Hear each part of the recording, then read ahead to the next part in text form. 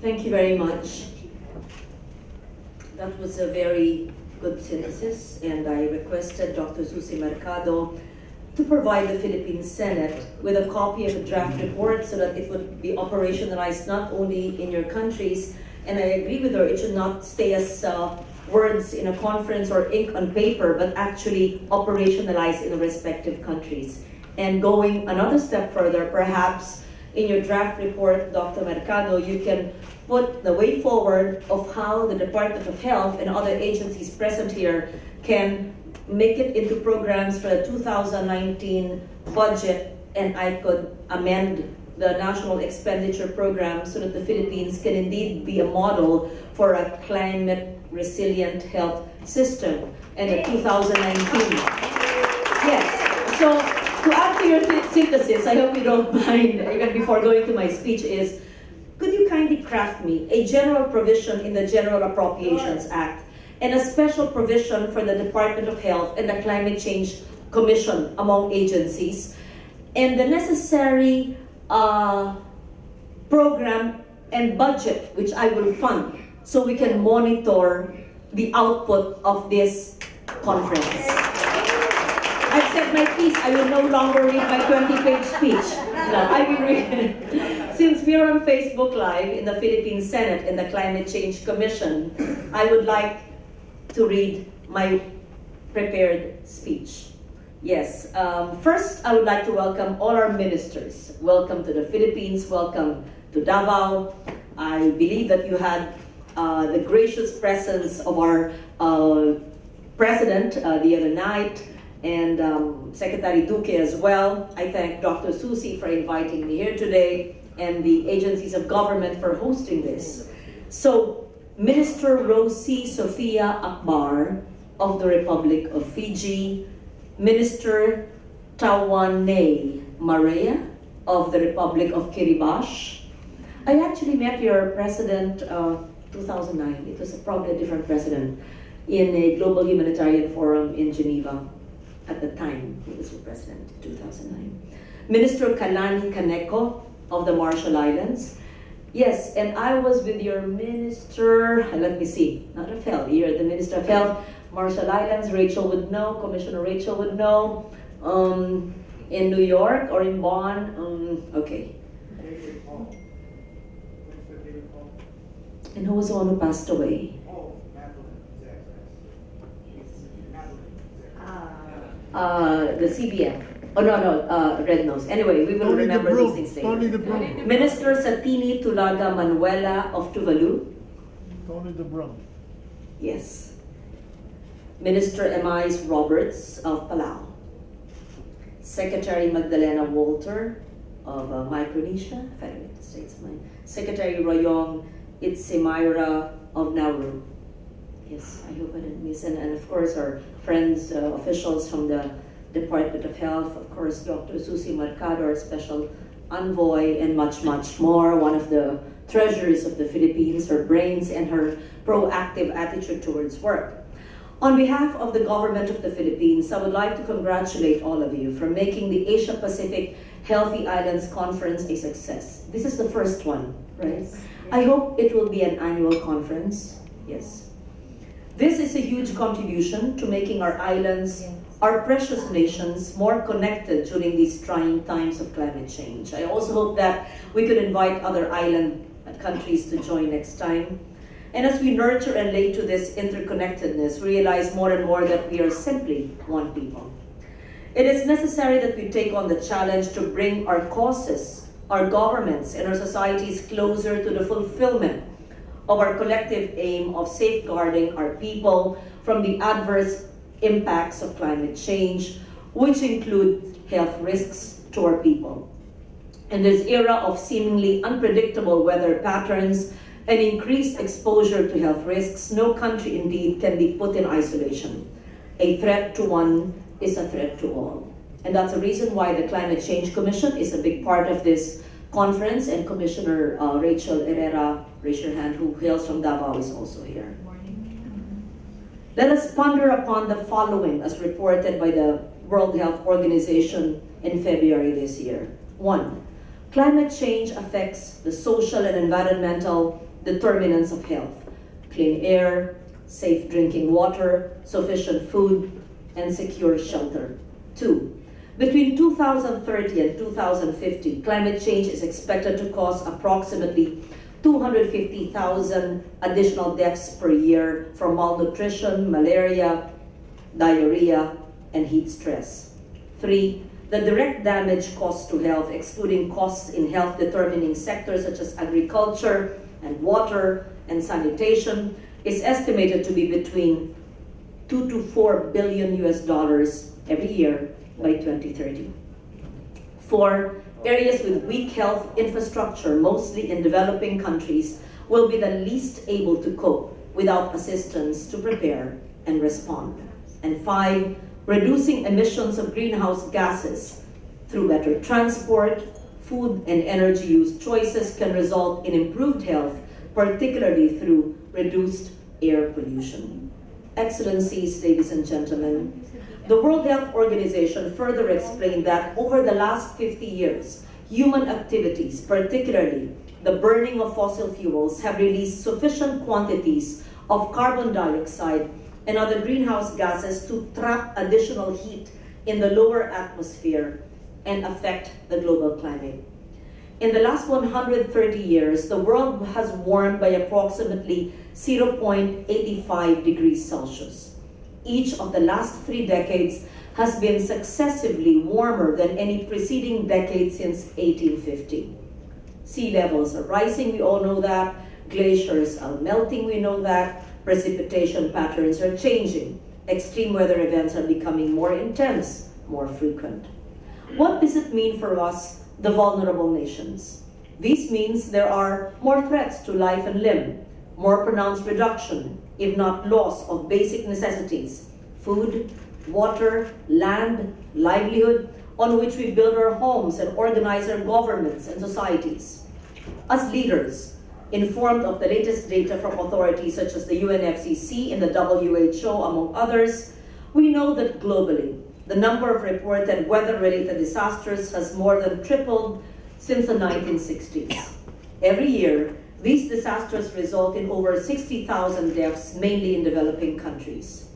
Rising sea levels and increasingly extreme weather events will destroy homes, medical facilities, other essential services. With more than half of the world's population living within 60 kilometers of the sea, people may be forced to move, which will in turn heighten the risk of a range of health effects, from mental disorders, as mentioned by Dr. Mercado, to communicable diseases. Increasingly variable rainfall patterns are likely to affect the supply of fresh water. Lack of safe, potable water can compromise hygiene, increase the risk of diarrhea, which kills over 500,000 children aged 5 years every year. Floods and extreme precipitation are also increasing in frequency and intensity, and are expected to do so throughout this century. Floods contaminate freshwater supplies, they heighten the risk of waterborne diseases, and create breeding grounds for disease-carrying insects such as mosquitoes. Rising temperatures and variable precipitation are likely to decrease the production of staple foods in many of the poorest regions. This will increase the prevalence of malnutrition and undernutrition and even stunting, which currently costs 3.1 million deaths every year. Interestingly, as reported by WHO, measuring the health effects from climate change can only be approximations. But there are compelling certainties nonetheless. All populations will be affected by climate change, but some are more vulnerable than others. People living in small island developing states and other coastal regions, children in particular living in poor countries, elderly people, and people with infirmities or pre-existing medical conditions have higher vulnerability to climate and health risks. Areas with weak health infrastructure, mostly in developing countries, will be the least able to cope without assistance to prepare and to respond. Taking into account the WHO assessment involving only a subset of the possible health impacts and assuming continued economic growth and health progress, climate change is expected to cause approximately 250,000 additional deaths per year between 2030 and 2050. 38,000 due to heat exposure in elderly people, 48,000 due to diarrhea, 60,000 due to malaria, 95,000 due to childhood undernutrition. Where do we go from here? No less than the WHO guides us on the ways forward. Many policies and individual choices have the potential to reduce greenhouse gas emissions and produce major health co-benefits. For example, cleaner energy systems, safer modes of public transport, such as cycling, walking, alternatives to using private vehicles, could reduce carbon emissions and cut the burden of household air pollution, which causes some 4.3 million deaths per year, and ambient air pollution, which causes 3 million deaths per year. In 2015, the WHO Executive Board endorsed a new work plan on climate change and health. This includes partnerships to coordinate with partner agencies with the UN system and ensure that health is properly represented in the climate change agenda. Awareness raising to provide and disseminate information on the threats to climate change presents to human health and opportunities to promote health while cutting carbon emissions. Science and evidence to coordinate reviews on the scientific evidence on the links between climate change and health and develop a global research agenda. Support for implementation of the public health response to climate change to assist countries to build capacity to reduce health vulnerability to climate change and to promote health while reducing carbon emissions. As a national adaptation plan champion and a global champion for resilience, I appeal that we pursue our counterpart national actions to ensure convergence among our stakeholders, our governments, our non-government organizations, civil society, citizens in particular, together with the respective development partners, and then align our national strategies with the umbrella plans such as the NDC, the NAP, and this time, the WHO New Work Plan. We then have a seamless pathway to overcome these climate and health risks for the benefit of our people. Let me share with you the Philippines experience. On the National Climate Change Action Plan, it considers the health of community development under the themes and intermediate outcomes such as water efficiency, food security, climate-smart industries and services, ecological security and stability, and knowledge and capability building.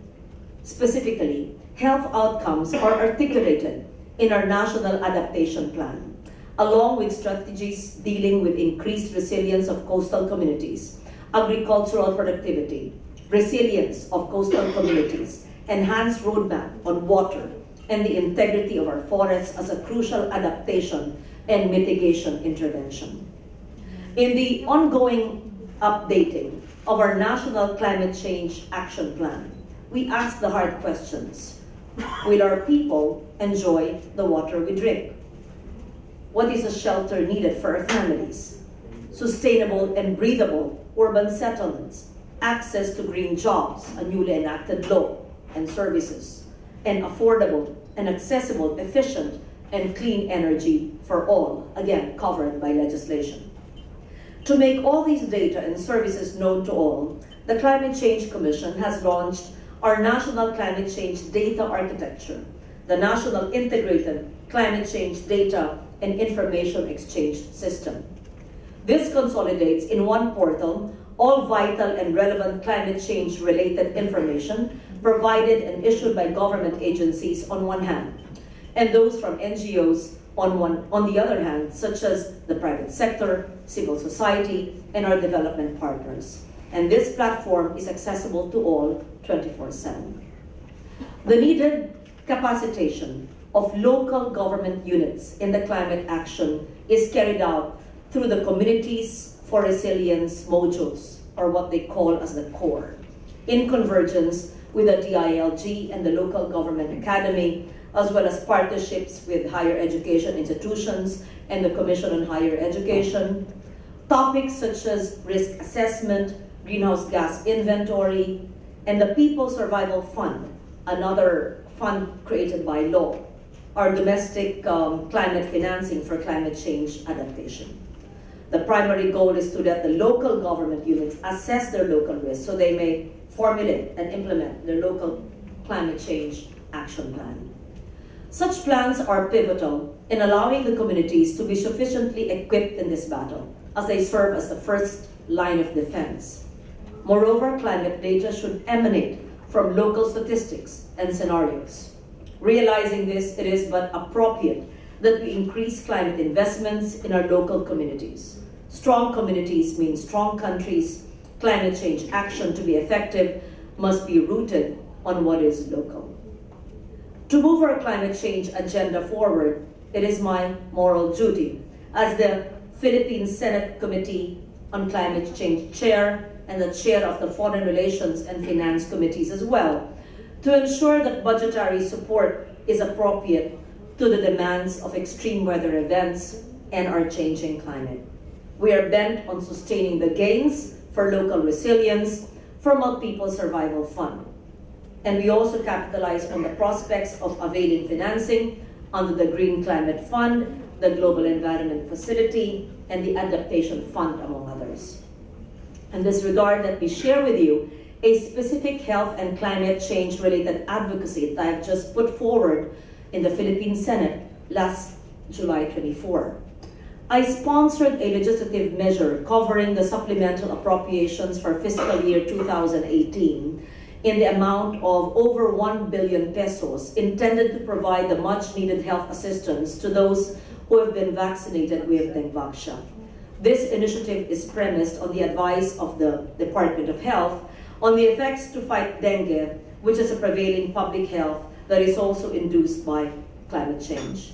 According to the DOH, this health assistance program for dengue vaccinees will be composed of allocations from medical assistance, public health management, and human resources for health deployment.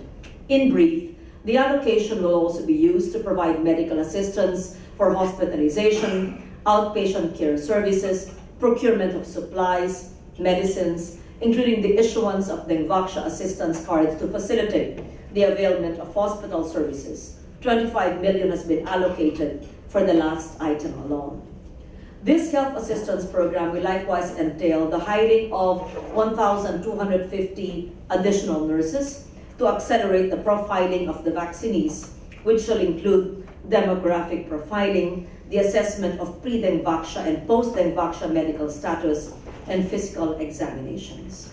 The funding for the supplemental budget will come from the refund of Zwillig Pharma, the local distributor of dengue Sanofi Pasteur, covering the unused vials of dengue vaccine, which has been remitted by the Department of Health to the Bureau of Treasury.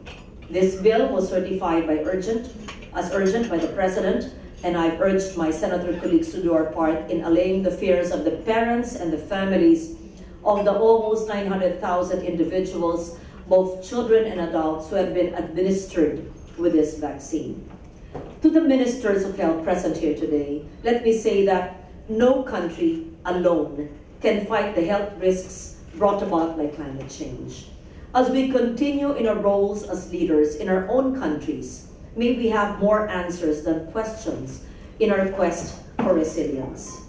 The goal of health resiliency is closely connected to the overall mitigation and adaptation goals of the Paris Agreement.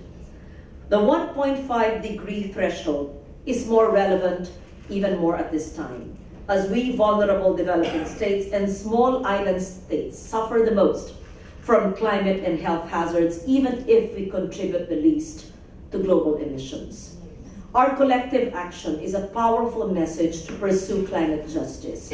We are suffering. We will continue to suffer the consequences of unabated emission. We need to represent our collective vision of resilient, developing, and small island states in the key negotiations on the implementation of the Paris Agreement.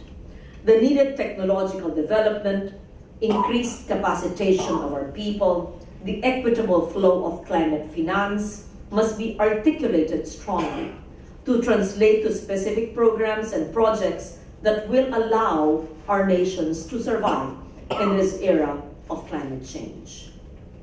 It is in this context that I salute the efforts of the WHO especially its office in the Western Pacific. We are untiring expertise to link nations in their quest for scientific and professional guidance and services to address allied concerns deserve sustained praise and support. I also commend the Philippine Department of Health as it stands committed to pursue the local health action plans in light of global challenges. Let us be steadfast in ensuring that Filipinos remain alive and healthy in the face of climate change. And let us share our lessons learned with other countries and learn from them as well. Felicitations to Dr. Susie Mercado of the WRPO for leading this part of the globe in ensuring health services and programs reach the people who need them the most. You lend your voice and your integrity as a sterling message of global cooperation for resilience. Continue advocating for them and for us so that the rest of the world will learn how to be healthy in the regime of climate threats, the Western Pacific way. At this juncture, I hope you would allow me to take this opportunity to also express vocally and strongly my full support for Dr. Mercado's nomination as the next WHO Regional Director for the Western Pacific.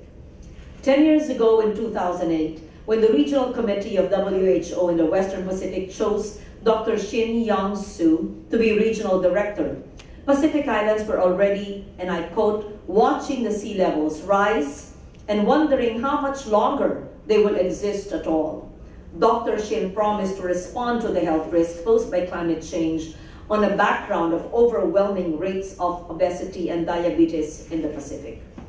In 2013, Dr. Shin thus created the first WHO Western Pacific Division for non-communicable diseases and health through the life course with oversight of technical work that includes NCDs and health and the environment.